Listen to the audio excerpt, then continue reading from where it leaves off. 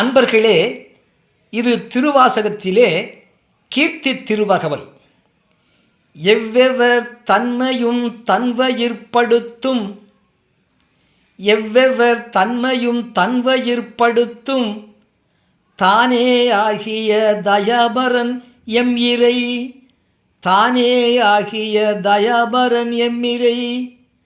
சந்திர தீபத்து சாத்திரனாகி, சந்திர தீபத்து சாத்திரனாகி அந்தரத் திழிவந்து அழகமர் சோலையுள், அந்தரத் திழிவந்து அழகமர் சோலையுள் சுந்தரத் தன்மையொடு துதைத்திருந்தருளியும்.